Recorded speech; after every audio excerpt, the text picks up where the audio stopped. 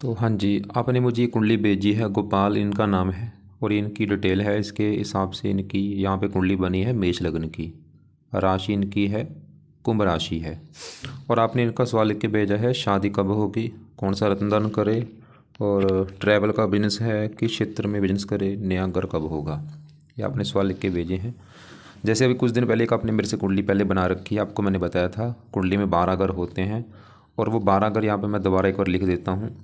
ये है जातक गोपाल की कुंडली में पहला घर है, ये इसका दूसरा घर, ये तीसरा घर, चौथा, पाँचवा, छठा, सातवां, आठवां, नौवां, 10वां, 11वां और ये 12वां घर।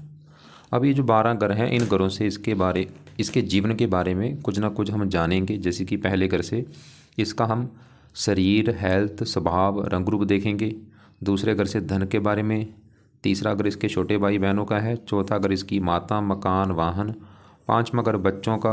छठा घर शत्रु, रोग, कर्जा। सातवां घर पत्नी का है। आठवें घर से उम्र देखेंगे। नौवें घर से भाग्य है। 10वां घर काम काज। 11वां घर आमदनी लाभ और 12वें घर से इसके खर्चे देखेंगे। तो हमने देखो जी, जो कुछ देखना वो घर देखना है। जैसे मान लो इसकी आपने इसके काम काज के बारे में जानना है, 10वां घर काम काज का देखना पड़ेगा। पत्नी देखनी है, 7वां घर देखना पड़ेगा। इसका मकान देखना, चौथा घर देखना पड़ेगा। और इन घरों का मालिक देखना है। इसकी कुंडली में ग्रह अच्छे भी हैं, ग्रह खराब भी हैं। शुक्र बहुत अच्छा है, बुध अच्छा है, सूर्य अच्छा है, मंगल अच्छा है, राहु खराब है, शनि थोड़ा सा खराब है, गुरु रले मिले फल देगा। अब 9 ग्रहों का असर लड़के के ऊपर हमेशा रहेगा, लेकिन अपना असर ये दशा में, जब इनकी दशा चलेगी उस समय इनका असर कई गुना बढ़ जाएगा। अभी इन ग्रहों असर इसके ऊपर देखो जी, असर सभी 9 ग्रहों का है, लेकिन ज़्यादा अभी असर इसके ऊपर इस गुरु ग्रह का है, जिसकी चल रही है इसके ऊपर बड़ी महादशा। 12 में चली है, 28 में ख़त्म होगी। बाकी सवाल के हिसाब से, जैसे कि आपका सवाल है इसकी, मान लो पहले हम देखते हैं इसके विवाह के बारे में जानना है कि जो गोपाल है, आपने एक सवाल पहला लिखा है शादी कब होगी। तो शादी का सवाल है, पत्नी का सवाल है। तो 7वां घर है इसकी पत्नी का घर। पत्नी भाई कैसी होगी, पत्नी का घर 7वां घर है।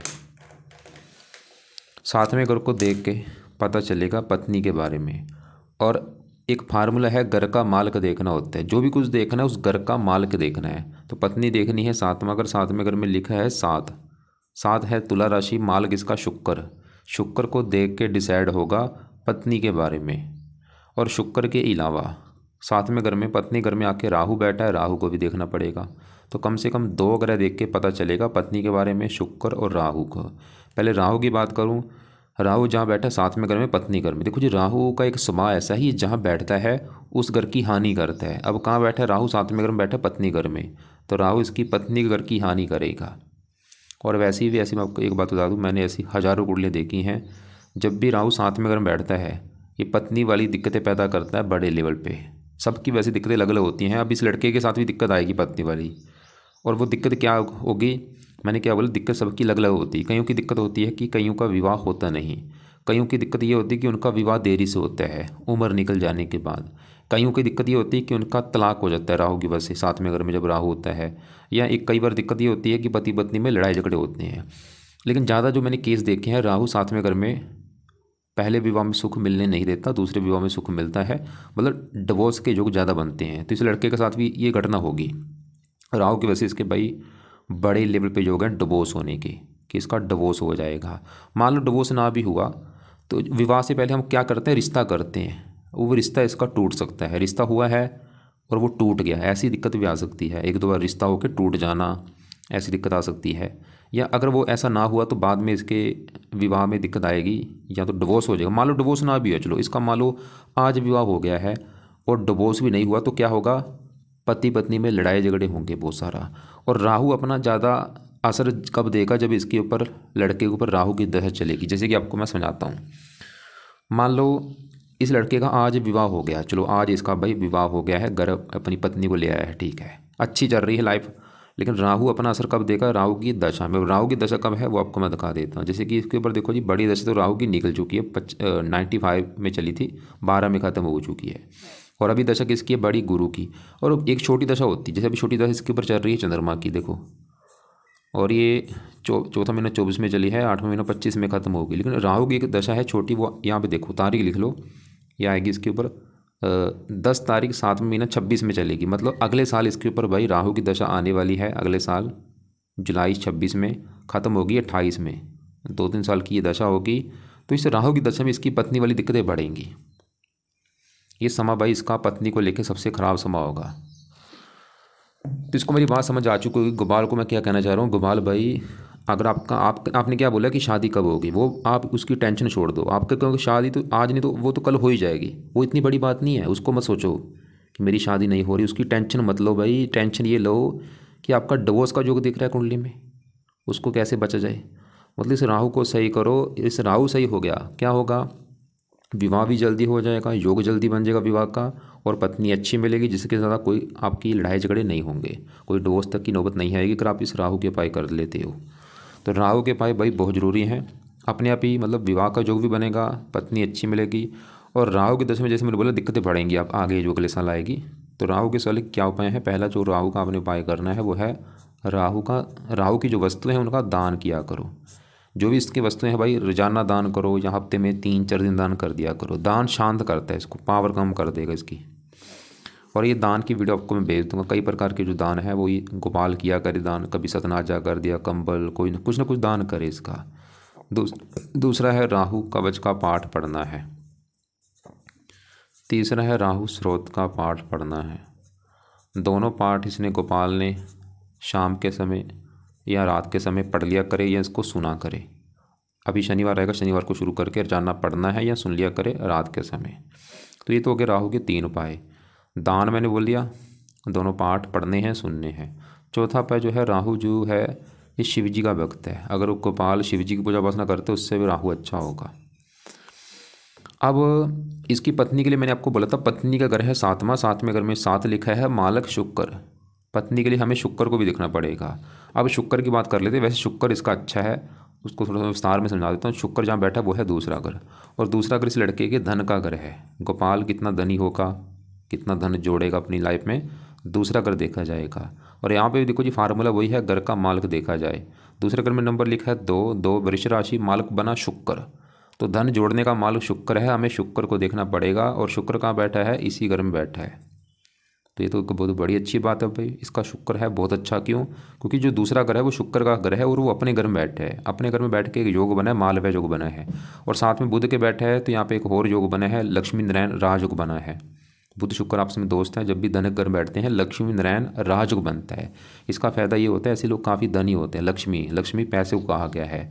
अब धन का शुक्र मालिक अपने घर में बैठा है, तो शुक्र इस लड़के को काफ़ी धनी बनाएगा। धनी क्या, मैं तो बोलूँगा महाधनी बना देगा इसको। धन की कमी नहीं इसके पास रहेगी, काफ़ी धनी होगा, काफ़ी बैंक बैलेंस होगा, काफ़ी धन जोड़ेगा। शुक्र ही दिखा रहा है, क्योंकि शुक्र अपने घर में बैठा और जैसे मैंने बोला राजयोग बना है। और धन शुक्र इस कुंडली में मैंने बोला था पत्नी घर का भी मालिक, मतलब शुक्र के 2 घर हैं। एक तो वो जहाँ बैठा वो भी उसका घर है, और शुक्र का ये 7वां घर भी पत्नी वाला भी घर है। अब पत्नी घर का मतलब शुक्र धन के घर में बैठा, मतलब पत्नी जाके धन के घर में बैठी है।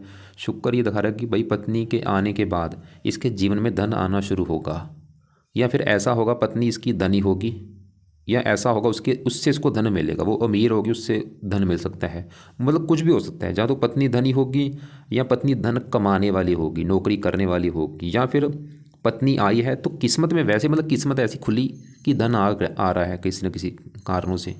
तो मेरी बात समझ आ चुकी होगी मैंने क्या समझाया है। कुछ भी हो सकता है, जहाँ तो पत्नी धन कमा के देगी, या उसके आने के बाद धन आएगा, या वैसे किस्मत में धन आएगा। लेकिन पत्नी से राहु की वजह से जो मैंने बताया वो भी चीज़ें होंगी, लड़ाई झगड़े होना, डिवोर्स तक हो जाना, ऐसी दिक्कत आ सकती है।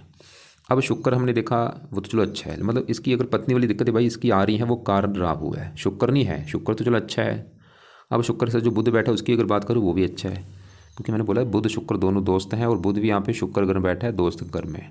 बुध भी दूसरे घर का अच्छा करेगा, धन घर में बैठा है धन देगा इसको, परिवार का सुख अच्छा, वाणी अच्छी। और बुध का अपना घर ये तीसरा घर है, जहाँ पे 6 लिखा है, 3 लिखा है मालिक बुध। तीसरा घर छोटे भाई बहन, पराक्रम, मेहनत। ये मतलब लड़का जो है खुद की मेहनत के बल पर भी धन कमाएगा, खुद के पराक्रम के बल पर धन कमाएगा। और ये छठे घर का भी मालिक है, इसको ननिहाल से भी धन मिलेगा, जो इसका ननिहाल पक्ष उससे भी धन मिलेगा। और यहाँ पे देखो जी दशा देखनी बहुत जरूरी है, क्योंकि ये जो ग्रह हैं अपना असर ज़्यादा दशा में देते हैं। जैसे मैंने आपको बोला कि शुक्र इसको धनी बनाएगा। कब बनाएगा धनी, वैसे तो खासकर शुक्र की कभी दशा जब चलेगी छोटी बड़ी, उसमें धन बहुत ज़्यादा आएगा। ऐसी बुध की दशा में भी धन आएगा। दशा देखनी बहुत ज़रूरी है। और राहु अपना बुरा फल कब देगा? जब दशा चलेगी, जो कि मैंने बोला अगले साल आएगी। और राहु देखो जी, ऐसा नहीं कि खाली पत्नी वाली दिक्कतें देगा, ये और भी दिक्कतें देगा, क्योंकि सातवां घर पत्नी का तो है, सातवां घर डेली की इनकम का भी होता है। अगले साल जब राहु की दशा चलेगी, इसकी इनकम को, जो रोजाना की इनकम होती है, उसमें दिक्कतें आनी शुरू हो जाएंगी। सातवां घर होता है साझेदारी के काम का, पार्टनरशिप। अगर ये पार्टनरशिप में काम करेगा भाई, इसको बहुत ज़्यादा नुकसान होगा। इसको मैं बोलूँगा गोपाल को कि भाई गोपाल, पार्टनरशिप में काम कभी मत करना, उल्टा नुकसान होगा। और खासकर राहु की दशा में दिक्कतें बढ़ेंगी आपकी, उसमें तो आपको धोखा मिल सकता है या कुछ ना कुछ दिक्कत बढ़ेगी अगर पार्टनरशिप में काम कर रहे हो। राहु लगन को देख रहा है, आपको क्रोधी जिद्दी बनाएगा, हेल्थ खराब कर देगा राहु की दशा में। मतलब आगे अगले साल जो राहु की दशा आपकी 2-3 साल के लिए आने वाली है, उसमें आपकी पत्नी वाली दिक्कतें आएंगी, काम काज में दिक्कतें आएंगी, हेल्थ खराब होना, और भी लाइफ में परेशानियाँ दिक्कतें बढ़ जाएंगी। वो तो समय आपका भाई थोड़ा सा बुरा समय होगा। बाकी अगर आप चाहते हैं कि वो समय अच्छा हो, तो ये जो राहु के 4 उपाय बोले हैं, दान हो गया, दोनों पाठ, शिव जी की पूजा उपासना, ये करनी शुरू कर देना। और राहु मैंने बोला पत्नी से लड़ाई झगड़े कराएगा भाई, पत्नी की बुराई मत गिनना, जैसे क्योंकि देखो घर में होता है थोड़ा बहुत, एक मन बना लेना कि अगर चाहते हो कि पत्नी से ऐसी डिवोर्स वाली बने ही ना काम, जो मर्जी हो, जो पत्नी से लड़ाई झगड़े मत करना। ठीक है, जो कर रही है करने दो, अपना रोब मत झाड़ना कि तू ऐसी है, तू वो ऐसी है, तू क्यों ये कर रही है। भाई ऐसे करोगे काम बढ़ जाएगा। प्यार से बोलना है पत्नी से, प्यार से समझाओ जो समझाना है, ऐसे मत करना। अब आपके देखो जी, शनि की बात करते तो ये भी थोड़ा सा मुझे अच्छा नहीं लगा। क्यों नहीं अच्छा लगा, इसको विस्तार में समझाता हूँ। शनि एक तो आपका बैठा है कुंडली के 12वें घर में, जो कि घर अच्छा घर नहीं होता, खराब घर है ये 12वां घर, खर्चा हानि। ऊपर से यहाँ पे बैठा भी गुरु के घर में है, दुश्मन का घर है। अब शनि आपको दिक्कतें क्या देगा? ये शनि इस कुंडली के 2 घरों का मालिक है, उन 2 घरों को लेकर दिक्कतें आएंगी। एक तो शनि का घर है ये 10वां घर भाई, और 10वां घर आपके काम काज का घर है। आपका सवाल भी मुझे आपने बोला है काम काज के बारे में बताओ, तो 10वां घर देखना पड़ेगा आपके काम काज के लिए, काम काज कैसा होगा। 10वां घर पिता का भी है आपके का, सरकार भी यहाँ से देखी जाती है, मान प्रतिष्ठा। अब 10वें घर में क्या लिखा है? 10 मकर राशि, माल कौन बना? शनि। तो आपका काम काज देखना है, शनि को देखना पड़ेगा। और वो बैठा 12वां घर, 12वां घर किसका? खर्चा हानि, मतलब काम काज के ऊपर खर्चे आपके ज़्यादा होंगे। और 12वां घर हानि का, काम काज की हानि भी होगी शनि की वजह से। मतलब आपका जो काम काज है उसमें दिक्कतें शनि की वजह से आती रहेंगी, खर्चे बढ़ रहे हैं, काम का जरा चल नहीं रहा। 10वां घर पिता का है, पिता संबंधी दिक्कतें आना, सरकार का है, सरकारी कम दिक्कतें आना, मान हानि होना। और शनि की दशा में दिक्कतें बढ़ेंगी आपकी। और शनि इस 11वें घर का भी मालिक है। 11वां घर आमदनी का होता है, लाभ का होता है, इच्छा पूर्ति। और 11वें घर में 11 लिखा है, इसका भी मालिक शनि। 11वें घर मैंने बोला आमदनी, आमदनी खर्च, आमदनी कम होंगी, खर्चे ज़्यादा होंगे, लाभ भंग जो बना है, कामों में लाभ नहीं होगा, प्रॉफिट नहीं होगा। तो शनि भाई आपका सही होना जरूरी है। अगर आप चाहते हैं आपका काम धंधा चले, इनकम बढ़े, प्रॉफिट हो, इच्छाएं पूरी हों, पिता का सुख बढ़े, शनि के उपाय करो। और शनि की दशा में दिक्कतें बढ़ जाएंगी, क्योंकि दशा में फिर बोलूँगा भाई दशा देखनी बहुत ज़रूरी है। तो अब शनि के, और शनि एक शर्त भी वैसे अच्छे फल देगा आपको, वो क्या है? क्योंकि 12वां घर विदेश का भी है, तो काम काज विदेश के घर में बैठा है, आमदनी विदेश। शनि दिखा रहा है कि जो लड़का है गोपाल, अगर काम काज के लिए कहीं विदेश में चला जाता है, विदेश मतलब, विदेश का मतलब पहले समझो क्या होता है। विदेश का मतलब है चाहे कोई दूसरी कंट्री है, चाहे इसका अपना ही देश है, जो इसका घर है। जैसे ये नासिक लिखा रखा है, नासिक से दूर चला जाता है, नासिक से मतलब कहीं पंजाब में चला जाए, चंडीगढ़ में चला जाए, दूर जाएगा, उसको विदेश कहा गया है। तो फिर शनि अच्छे फल दे देगा, फिर शनि बुरे फल नहीं देगा। लेकिन अगर ये लड़का चाहता है कि नहीं भाई शनि को सही करना है, मैं कैसे करूँ, तो इसको मैं बोलूँगा शनि के एक उपाय कर लो, 1-2 उपाय कर लो। पहला उपाय है ये शनि के मंदिर लड़का जाना शुरू कर दे। हर शनिवार को माथा टेक के जरूर आना है, नियम बना ले कि जाना ही जाना है, बहाना मत बनाए। अगर घर के आसपास है रोजाना भी जा सकता है, रोजाना जाकर ज़्यादा फायदा होगा। दूसरा उपाय है शनि चालीसा का पाठ पढ़ा करे। ये 2 उपाय हैं। देखो जी, दोनों उपाय अगर करता है, फायदे क्या होंगे? फायदा पहले समझो। पहला फायदा तो ये होगा कि इसके ऊपर चल रही है कि शनि की साढ़े सती को अच्छा नहीं माना गया। कब से चली है? ढाई पिछले 5 साल हो चुके हैं साढ़े सती चली को।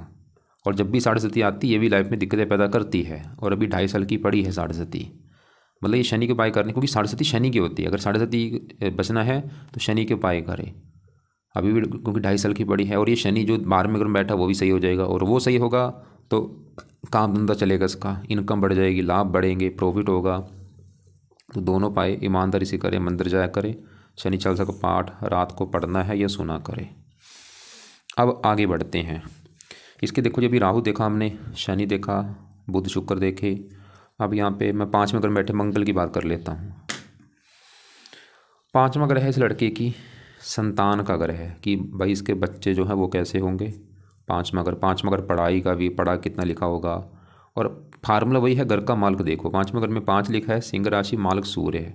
हमें सूर्य को देखना पड़ेगा और सूर्य बैठा है तीसरे घर में, घर भी चलो अच्छा है। और यहाँ पे बुध की राशि मित्र राशि, और 5वें घर से 11वें घर में बैठे हैं, मतलब सूर्य अच्छा है और ये 5वें घर का अच्छा करेगा, संतान के लिए अच्छा है, पढ़ा लिखा बनाएगा, बुद्धिमान बनाएगा, संतान का सुख अच्छा मिलेगा, संतान इसकी काफ़ी मेहनती होगी, साहसी होगी, पराक्रमी होगी। और ये सूर्य लड़के को भी, इसको भी, गोपाल को भी काफ़ी मेहनती, साहसी, पराक्रमी बनाएगा। अब संतान घर में मंगल को भी देखना पड़ेगा जो कि आके बैठा है। मंगल भी 5वें घर में सूर्य घर में बैठा है, सूर्य को अपना दोस्त मानता है, तो मंगल भी 5वें घर का अच्छा कर देगा। संतान घर में बैठा है, संतान का सुख अच्छा दे देगा, पुत्र के योग लेके बैठा है, पुत्र ज़्यादा होंगे, पढ़ा लिखा बना देगा, बुद्धिमान। और मंगल का अपना घर है, ये पहला घर जहाँ पे 1 लिखा है, मेष राशि, मालिक मंगल। पहला घर शरीर है, हेल्थ, स्वभाव। मंगल इसके शरीर को अच्छा रखेगा, हेल्थ अच्छी, स्वभाव, रंग रूप अच्छा। मंगल 8वें घर का भी मालिक है, 4थी दृष्टि से अपने घर को देख रहा है, उम्र लंबी कर देगा इसकी, उम्र के लिए अच्छा है। अब यहाँ पे हमने सूर्य मंगल देख ली, चलो अच्छे हैं, लेकिन ये ज़्यादा अच्छा फल इनकी दशा में मिलेगा ज़्यादा। लेकिन देखो जी, अब एक दोबारा समझो, ये जो पहला घर मैंने बोला है, पहले घर से इस लड़के का यानी कि गोपाल का शरीर, हेल्थ, स्वभाव देखेंगे।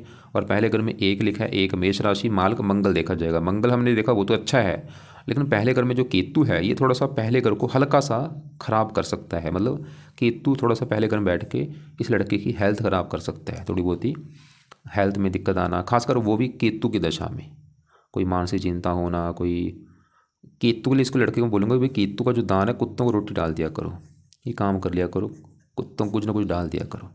अब इसके लिए सबसे ज़रूरी बात करनी है इस गुरु ग्रह की, क्योंकि इसके ऊपर बड़ी दशा है अभी चल रही है गुरु की। सवाल कि गुरु कैसा है, क्योंकि 9 ग्रहों का असर मैंने जैसे बोला दशा में ज़्यादा बढ़ता है, तो अभी इसके ऊपर चल रही है गुरु की दशा, गुरु का इसके ऊपर असर ज़्यादा है। अगर तो इसका गुरु अच्छा है फिर तो अच्छे फल देगा भाई, बुरा है बुरे फल देगा। लेकिन गुरु इसका थोड़ा सा मुझे ख़राब लगा है, अच्छे फल भी देगा लेकिन बुरे फल भी देगा, क्योंकि गुरु जहाँ बैठा है वो है 8वां घर। ये घर अच्छा नहीं भाई, 6ठा, 8वां, 12वां, 3 घर अच्छे घर नहीं होते। गुरु कहाँ बैठा है, 8वें घर में, खराब घर में। लेकिन चलो यहाँ पे एक अच्छी बात है कि बैठा तो खराब घर में, 8वें घर में है, लेकिन 8वें घर में जो 8 लिखा है ये मंगल का घर है, मंगल को अपना दोस्त मानता है। ये चलो अच्छी बात है, इसकी वजह से फिर भी चलो मैं बोल रहा हूँ अच्छे फल देगा कुछ, ठीक है, मानता हूँ। अब बुरे फल क्या देगा, गुरु इस कुंडली में जिस घर का मालिक है वो है ये 9वां घर, और 9वें घर से इस लड़के का भाग्य देखा जाएगा। ये लड़का भाग्यशाली कितना होगा, भाग्य साथ देगा या नहीं। 9वें घर में 9 लिखा है, मालिक गुरु देखना पड़ेगा। और गुरु 8वें घर में बैठा है खराब घर में, 9वें घर से 12वां घर हानि का होता है। मतलब गुरु धारे से लड़के का भाग्य भंग योग बने हैं, भाग्य भंग योग की वजह से क्या होगा, इसका भाग्य साथ नहीं देगा, किस्मत साथ नहीं देती है लाइफ में किसी भी कामों में। मतलब कोई भी जो काम करेगा भाग्य पूरी तरह साथ नहीं देगा, लेकिन भाग्य साथ देता है अगर ऐसे जो लोग हैं घर से दूर जाते हैं, क्योंकि 9वें घर से 12वां घर विदेश का भी होता है। अगर ये लड़का घर से जो इसकी जन्मभूमि है नासिक है उससे दूर जाएगा तो भाग्य साथ देगा। तो गुरु का जो बुरा फल है वो भाग्य की हानि करेगा, बाकी गुरु अच्छे फल भी देगा। 8वें घर में बैठ के गुरु इसकी उम्र लंबी कर देगा, थोड़ा सा धार्मिक भी बनाता है। और 3 दृष्टियाँ, 5वीं यहाँ पे, 7वीं यहाँ पे, 9वीं चौथे घर के ऊपर उच्च राशि। वैसे चौथे घर का अच्छा कर देगा, मकान वाहन के लिए अच्छा है गुरु, फिर भी इस लड़के को मकान वाहन का सुख देगा जरूर, बस थोड़ा सा भाग्य की हानि कर रहा है। यहाँ पे मैं इसको गुरु के पाए बोलूँगा जरूर करे, ताकि इसकी किस्मत इसका साथ देना शुरू हो जाए। तो गुरु के पाए में पहला पाया है ये लड़का, इसके 2 पाठ हैं, पहला है बृहस्पति कवच का पाठ और दूसरा है बृहस्पति स्रोत का पाठ। ये दोनों पाठ लड़के ने पढ़ने हैं या सुनने हैं, कब, सुबह का टाइम। क्या मैंने बोला है, बृहस्पति कवच का पाठ है और बृहस्पति स्रोत का पाठ, 2 पाठ हैं। दोनों पाठ अगर पढ़ने आते हैं पढ़ लिया करे सुबह का टाइम, या इनको ऑडियो लगा के सुना करे, इससे इसका भाग्य साथ देगा। और बाकी देखो जी आगे बढ़ते हैं। चंद्रमा की बात करूं, ये जो चौथा घर है, चौथे घर से लड़की की माता, मकान, वाहन देखा जाएगा कि इसका मकान कैसा होगा, वाहन कैसा होगा, ये चौथा घर देखना पड़ेगा। और चौथे घर में 4 लिखा है, कर्क राशि, मालिक चंद्रमा देखना पड़ेगा कि चंद्रमा अच्छा जब हो रहा है। अब चंद्रमा देखो जी बैठा है 11वें घर में, घर तो अच्छा है चलो ठीक है, लेकिन यहाँ पे ये बैठा शनि की राशि में बैठा है, शनि को अपना मानता है शत्रु। और दूसरी बात ये राहु के नक्षत्र में बैठा है, ये मुझे अच्छा नहीं लगा। और इसके ऊपर पड़ रही है राहु की दृष्टि भी पड़ रही है, मतलब चंद्रमा थोड़ा सा पीड़ित है, क्योंकि दुश्मन का घर है, राहु के नक्षत्र में बैठा है और राहु से पीड़ित है। इसकी वजह से चंद्रमा हल्की सी थोड़ी सी इस चौथे घर को लेकर दिक्कत दे सकता है, जैसे कि चौथा घर है माता का, थोड़ा सा माता संबंधी कोई दिक्कत आना। वैसे माता से लाभ भी होगा, क्योंकि लाभ का घर है, माता से लाभ होगा। मकान वाहन का सुख मिलेगा, लेकिन थोड़ा सा हो सकता है देरी में सुख मिले, मकान वाहन का अगर इसको सवाल है, क्योंकि चौथे घर का सवाल है, चौथा घर मकान का है, तो चंद्रमा की वजह से थोड़ा सा मकान, वाहन, इन संबंधी थोड़ी सी दिक्कतें परेशानियाँ आती हैं। इसके लिए इसको मैं बोलूँगा चंद्रमा के जो देवता हैं वो हैं शिव जी। शिव जी पूजा उपासना से इसका राहु भी अच्छा रहेगा, चंद्रमा भी अच्छा रहेगा। तो एक बार मैं दोबारा रिपीट कर दूँ कि इसके लिए देखो जी सबसे ज़रूरी उपाय हैं, एक तो गुरु ग्रह के, क्योंकि उसकी चल रही है बड़ी दशा, और गुरु के यहाँ पे दोनों पाठ मैंने लिखे हैं, दोनों पाठ सुबह के टाइम पढ़ने हैं या सुना करे। और इसका अगर सवाल विवाह को लेके, विवाह में दिक्कतें पैदा करेगा राहु। अगर आज भी अगर दिक्कत आ रही, विवाह नहीं हो पा रहा, कारण राहु है, और आगे भी दिक्कतें विवाह के बाद भी इसको आएंगी इस राहु की वजह से। तो राहु के यहाँ पे दोनों पाठ मैंने बोले हैं, दान बोला है और शिव जी की पूजा उपासना बोली है। ये करे, इससे इसका विवाह भी हो जाएगा और पत्नी भी अच्छी मिलेगी, और क्योंकि आगे राहु की दशा भी आने वाली है अभी अगले साल में। और काम काज में अगर दिक्कतें आ रही हैं या काम काज को सही करना चाहता है कि काम धंधा मेरा और चले, तो शनि इसके काम काज के घर का मालक है, आमदनी के घर का भी मालक है। तो शनि के जो उपाय हैं दो, कि शनि मंदिर जाना, शनि चालसा, ये उपाय करे। बाकी मंगल अच्छा है, संतान के लिए अच्छा है, सूर्य भी अच्छा है, शुक्र बुध अच्छे हैं, वो खासकर अपनी दशा में अच्छे फल ज़्यादा देंगे।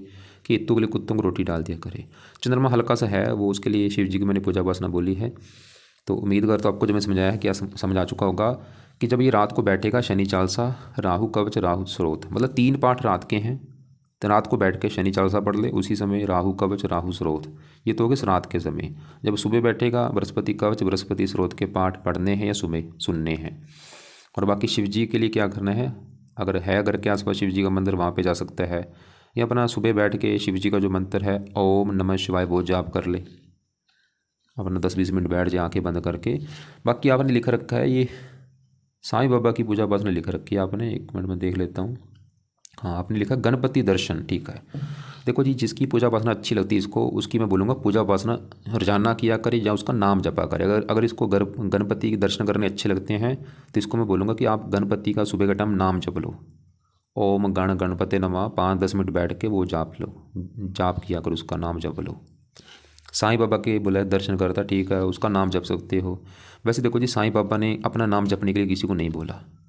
साईं बाबा ने बोला था उस परमात्मा का नाम जपो, किसी बुक्स में नहीं लिखा कि मेरा नाम जपो, क्योंकि साईं खुद बोल रहा है कि उस परमात्मा का नाम जपो जिसने पूरी सृष्टि को बनाया है। लेकिन लोग क्या कर रहे हैं, उनको जप रहे हैं, उनका नाम जप रहे हैं। ठीक है, उनकी मंदिर जा सकते हो, लेकिन जपना है उस परमात्मा का जपो जो जिसने पूरी सृष्टि को बनाया है। अब इस लड़के को कुछ मैं और भी बोलूँगा, गोपाल को, कि गोपाल भाई, एक तो आपने क्या करना है, एक तो पूरी तरह से ईमानदार बनो भाई, मैंने से पैसा मत कमाना। दूसरी बात, अपनी कमाई में से हर महीने कुछ हिस्सा दान किया करो, ज़रूरतमंदों को दान किया करो, उससे भी आपकी कमाई कई गुना बढ़ेगी। इसके अलावा आप अच्छे कर्म करो, मतलब बुरे कर्मों से बचो, ताकि ग्रह आपके और अच्छे हों, क्योंकि शनि क्या है, न्याय के देवता है। जो बंदा अच्छे कर्म करता है उसको अच्छे फल देता है, बुरे कर्मों वालों को बुरे फल देता है। पूरी कुंडली का निचोड़ बस ये है, गोपाल की अगर पूरी कुंडली निकालूं कि निचोड़ क्या है, निचोड़ बस ये है, इस लड़के को विवाह में दिक्कत आएगी भाई। लाइफ में सभी चीज़ें मिल जाएंगी, चलो ठीक है, मैं मानता हूँ धन मिल जाएगा, सब कुछ मिल जाएगा, बस इसकी विवाह संबंधी दिक्कत आएगी, कारण राहु। क्योंकि मैंने भाई हज़ारों कुंडलियाँ देखी हैं, जब भी साथ में अगर में राहु होता है विवाह संबंधी दिक्कतें देता है। खासकर पहले विवाह में दिक्कत दे सकता है, दूसरे में हो सकता है इसको सुख मिल जाए। लेकिन यहाँ पे भी डिसाइड होगा, अगर चलो मान ला इसकी लड़की की जिससे इसका विवाह होता है, वो लड़की की अगर कुंडली अच्छी निकली, फिर हो सकता है ज़्यादा दिक्कत ना आए, अगर लड़की कुंडली अच्छी निकलती। बाकी अगर इसकी मैं नवाज कुंडली देख लेता हूँ, हाँ देखो, गड़बड़ नवाज में भी हो रही है, क्योंकि नवाज में भी साथ में अगर में सूर्य नीच का बैठा है भाई, और यहाँ पे प्रेम विवाह का भी जो दिख रहा है, नमाज में भी दिक्कत आने के कारण दिख रहे हैं, सूर्य की वजह से नीच का बैठा है। तो 2 कारण बन चुके भाई, मतलब दिक्कत जरूर आएगी, तो कन्फर्म है। बाकी मैंने बोला जिससे विवाह करेगा एक बार कुंडली चेक करा लेगा, जिससे विवाह करना ही है। और आपने बोला है रतन कौन सा, रतन देखो जी, इसको मंगल का मंगल रतन अभी रहने, हाँ मान के दान कर सकते हैं। सूर्य का मान के वो 2 डिग्री का है, मंगल तो इसका चलो 17 डिग्री का है। तो सूर्य का मान के राइट हैंड की इस रिंग फिंगर में दान करना है, या तो सोने में या तांबे में जड़वा के शुक्ल पक्ष के पहले संडे को धारण कर लेगा। अपने वजन के बराबर लेना है मान के, अगर इसका वेट 70 है तो 7.25 रत्ती का ले ले, 80 है तो 8.25 रत्ती का ले ले। गौमूत्र धारण कभी नहीं करना, लीन धारण नहीं करना, पुखराज धारण नहीं होगा, मोती धारण नहीं होगा।